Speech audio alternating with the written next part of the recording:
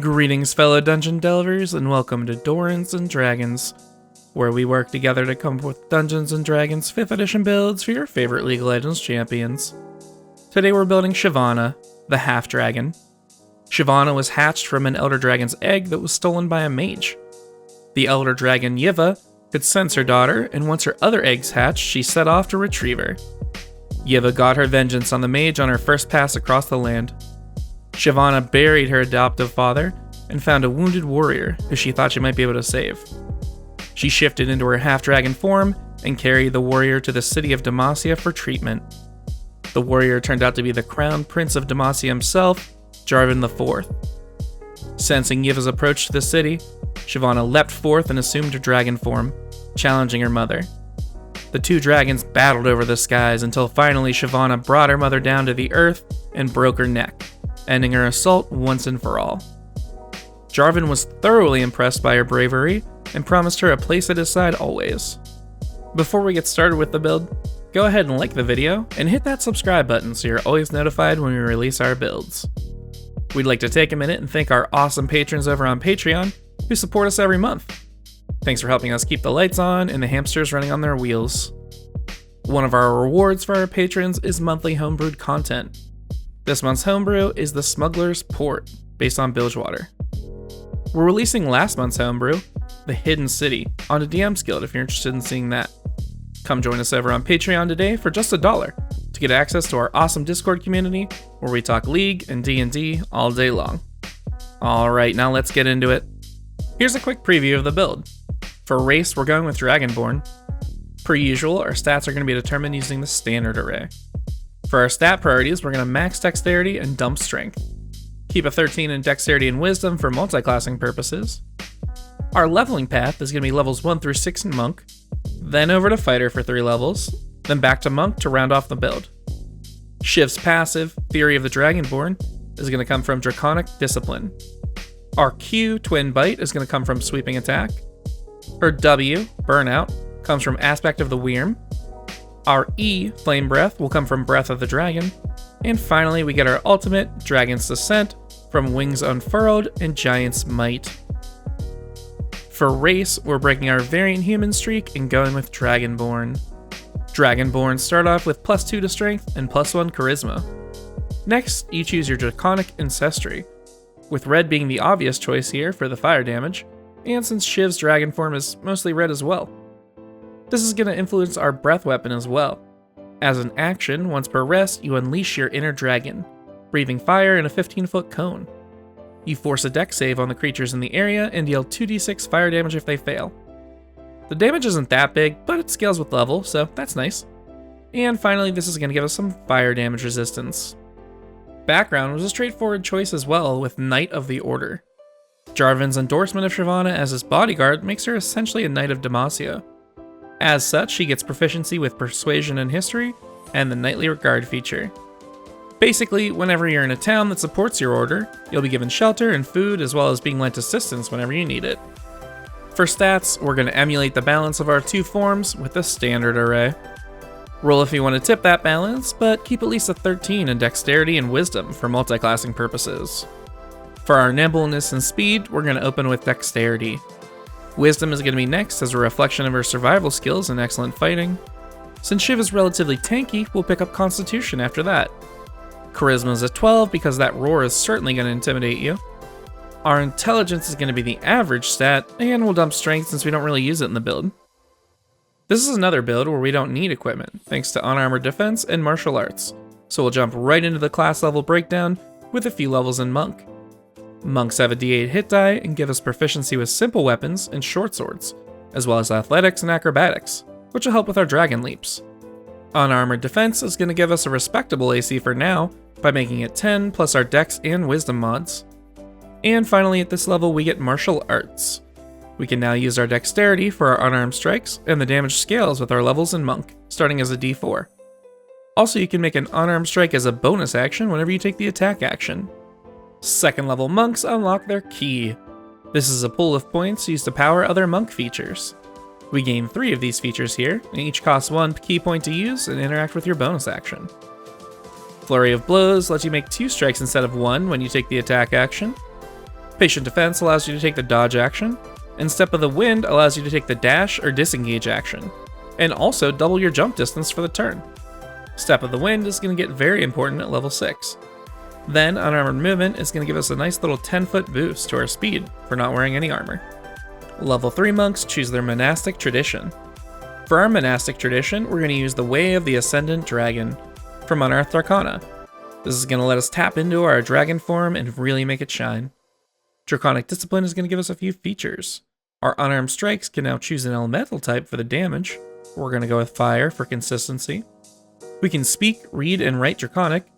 And finally, we can use our reaction anytime we fail an Intimidation or Persuasion check to automatically make it a success once per long rest. We also get the Breath of the Dragon ability, which is going to be an awesome version of Flame Breath. You have charges of this feature based on your proficiency bonus.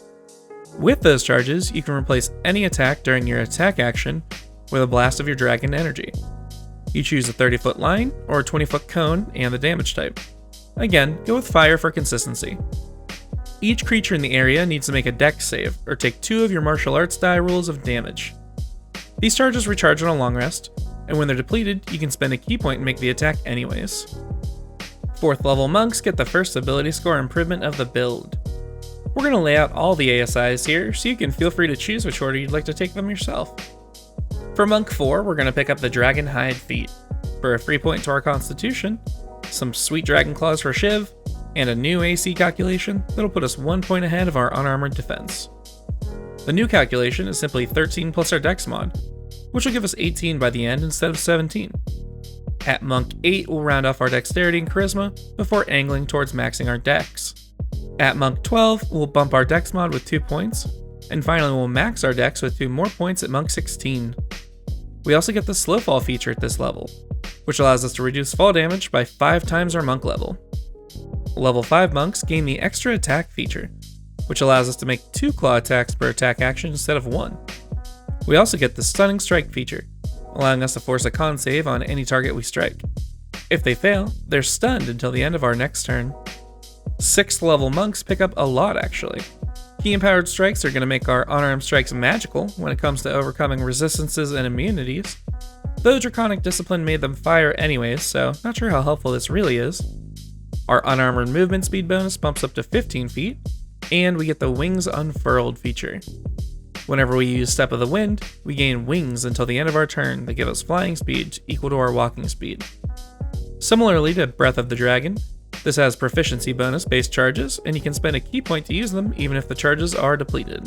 Alrighty, now that we've gotten our wings, let's change gears a bit and pick up some levels in Fighter.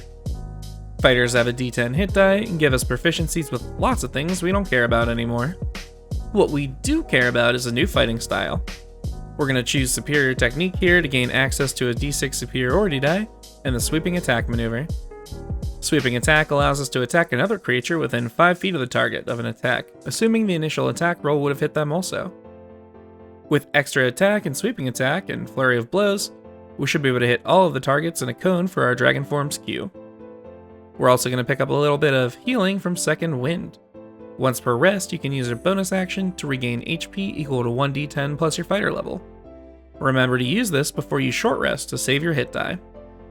Second level fighters pick up one of the best features in the game, Action Surge. Once per rest, you can push yourself to the limit and take 2 actions on your turn. We're going to use this in conjunction with some other features to create our ultimate. Level 3 fighters choose their martial archetype. We're going to infuse ourselves with the power of giants to create our dragon form with the Rune Knight archetype. Unfortunately, none of the runes are actually Shiv focused, so we're going to skip over that portion and focus on the Giant's Might feature. As a bonus action, we can transform for a minute, increasing our size to large and giving us an extra 1d6 on our melee attacks. We have charges for this transformation based on our proficiency bonus that recharge on a long rest. So here's ideally how our Dragon's Ascent will work, but it will rely on your DM allowing you to use a bonus action instead of an action for Action Surge. We'll start off with Step of the Wind to unfurl our wings, then we'll activate Giant's Might and Action Surge. We'll use our movement to fly towards an enemy, attacking when we land and using Sweeping Attack to hit another target. We'll try to stun them using Stunning Strike, and then use our other attack for Breath of the Dragon to ignite the whole area in fire. Level 7 monks pick up some awesome defensive utility with Evasion and Stillness of Mind. Evasion allows you to avoid all damage on successful dexterity saves, and only take half damage on ones you fail. Stillness of Mind lets you use your action to end an effect that causes you to be charmed or frightened, kind of like a QSS. Skipping a few levels up to Monk 11, we gain the Aspect of the Wyrm feature, which is going to emulate our Burnout ability. As a bonus action, you can unleash a 30-foot aura that protects you and your allies for 1 minute. Choose the fire damage type, and your allies will gain resistance to fire damage while in the aura. Also, whenever you or your allies are attacked, the target of that attack can spend their reaction to make the attacker take fire damage equal to 1 martial arts die roll. You can only use it once per long rest for free. Afterwards, you have to use 4 key points to activate it, which is kind of a lot, but this is a pretty cool feature. Skipping again to Monk 15, we'll pick up Timeless Body, which allows you to ignore the frailty of old age and prevents you from aging magically, which feels perfect for a dragon character. And finally, at Monk 17, we unlock a very powerful improvement to the build with Ascendant Aspect. We now have blind sight out to 30 feet, including creatures that are invisible unless they successfully hide from you. Our Breath of the Dragon also gains a lingering damage over time that deals 1 roll of our martial arts die at the start of their turn. This lasts until they make the save, which they can try again at the end of every turn. Finally, when we activate our Aspect of the Wyrm, any chosen creature within our aura is going to take 4d10 fire damage. Alright, now that we've completed the build, let's see how we did. First, the good. This new subclass is awesome, and I'm so glad it came around before we got to Shiv because this is a perfect match. We also do a truck ton of damage, honestly. And even if your DM tries to throw in fire-resistant monsters, you can technically change your elemental damage types to compensate. Also, we don't have any negative modifiers, which I call a win. Now the bad. The main bad stuff here comes from a lack of utility. You're a one-trick pony of punching and fire-breathing, and you're not really going to be helpful when it comes to solving puzzles or understanding anything magical. Which is fine. It's often better to be great at one thing rather than subpar at 100 things. So, what'd you think? I've included a link to this build via D&D Beyond in the description below, as well as links to Amazon for the books used in this build. If you enjoy this type of content, please consider supporting us on Patreon. We have a few awesome rewards, including access to our Discord community and monthly homebrew releases. We plan on churning out 1 League Champion build every week. Thanks for watching, and hopefully we'll catch you on the Rift, or in the Forgotten Realms.